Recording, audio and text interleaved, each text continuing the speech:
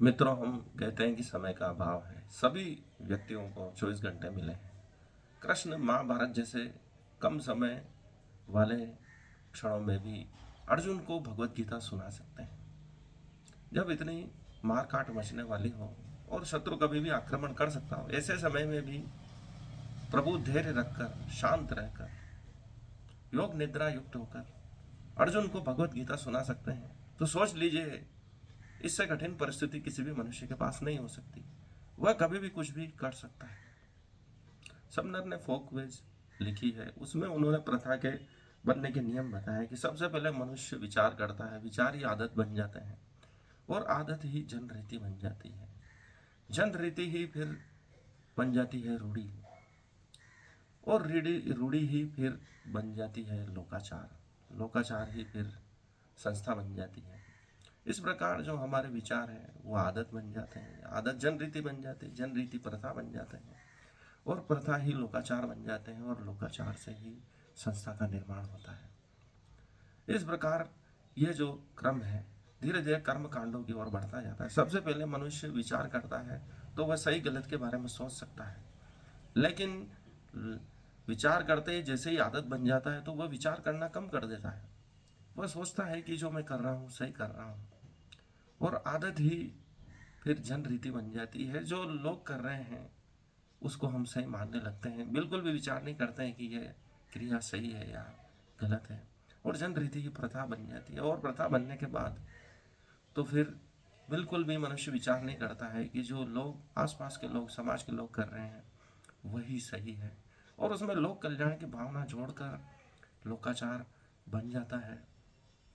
और लोकाचार हम सोचते हैं कि इसमें जनहित की भावना जुड़ चुकी है तो फिर मनुष्य विचार करना बिल्कुल बंद हो जाता है, शून्य हो जाता है और वही धीरे धीरे प्रथा बन जाती है। फिर मनुष्य बिल्कुल सोचना बंद कर देता है कि जो प्रथा चल रही है वही सही है, उसमें कोई फेरबदल करने की आवश्यकता नहीं है। वह संस्था का निर्माण ले लेती है और ये संस्थाएं मनुष्य के विचारों पर इतने हावी हो जाती है कि शुरू में मनुष्य ने जब विचार करना शुरू किया था तो वह बिल्कुल बंद हो जाता है। इसी प्रकार हमारे जीवन में जब वेदों का आरंभ हुआ हमारी संस्कृति में, तो मनुष्य मंत्रों के साथ श्रेष्ठ भावनाएं जोड़ता था, उससे देवता प्रसन्न होकर आते भी थे। लेकिन धीरे धीरे वे कर्म कांड में बदल गए और आज प्रथा का रूप ले चुके हैं।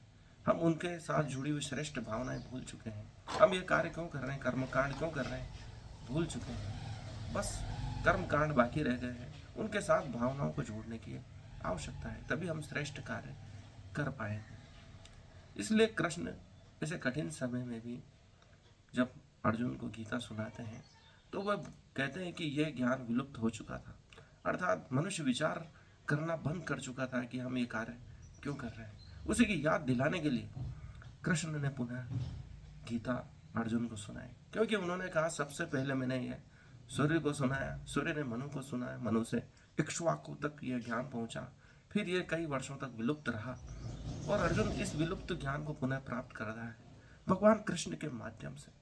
इसी प्रकार शुरू में जो प्रथाएं, रीति रिवाज प्रारंभ हुए थे वो किस श्रेष्ठ भावना के साथ प्रारंभ हुए थे हम उनको भूल चुके हैं। उसी को याद दिलाती है भगवत गीता। एप्पल कंपनी जब कोई भी कार्य करती है तो वह इसी भावना के साथ करती है कि लोगों को क्या एक्सपीरियंस मिलेगा। वह कचरा निर्माण नहीं कर रही है। हम जो भी कार्य कर रहे हैं कचरा हो जाता है। हम जो भी करें चाहे कितना ही समय लगे, उसके साथ क्या विचार जुड़ा हुआ है श्रेष्ठ, उसके बारे में कल्पना करें तो अभी हमारे सभी कार्य सर्वश्रेष्ठ हो जाएंगे। कृष्ण यही चाहते हैं कि तुम जो भी करो विचार पूर्वक करो, दृष्टा होकर करो। ऐसा नहीं कि तुम बिल्कुल नींदभर होकर कार्य करो। जैसे कि योगी दिन में तो सोता है और रात को जगता है, तो उसका तात्पर्य यही है कि वह जागरूक होकर कार्य कर रहा है। जब दिन के कोलाहल में सभी पब्लिक जाग रही है, जनता जाग रही है और आपको ध्यान केंद्रित नहीं कर रही देती है, तो उससे पहले ही योगी अपना कार्य निपटा चुका होता है, कर चुका होगा। ये संदेश भगवद गीता देती है कि आप स्थित प्रज्ञ रहो और ये विचार करो कि तुम ये कार्य क्यों कर रहे हैं। इसलिए आज भी हम गीता को सुनते हैं क्योंकि बहुत ही विचारपूर्ण तरीके से अर्जुन को कही गई है। इसलिए हम जो भी कार्य कर रहे हैं तो उसके साथ विचार करें कि ये कार्य क्यों कर रहे हैं, इसका क्या परिणाम होगा। इसमें क्या हम सर्वश्रेष्ठ जोड़ सकते हैं जिससे ज़्यादा से ज़्यादा हमको फ़ायदा हो, लोगों को फ़ायदा हो। और कृष्ण यही बात करते हैं कि जब योगी एक पत्ता भी तोड़ता है तो सोचता है कि वह समाज को इसके बदले में कितना हजार गुना दे सकता है। वह यह नहीं सोचता है कि ये वृक्ष फल दे रहा है तो वह फल की चिंता कर रहा है, वह पूरे वृक्ष की चिंता करता है ताकि वह वृक्ष कई वर्षों तक मनुष्य जाति को फल दे सके, जीव जंतुओं को फल दे सके। वह केवल अपने बारे में नहीं सोचता, वह पूरे समाज के बारे में सोचता है। यही सर्वश्रेष्ठ सोचने का तरीका है। आज के लिए हम भगवत गीता हमारे लिए क्या संदेश देती है, हम रेंडमली एक श्लोक उठाएंगे।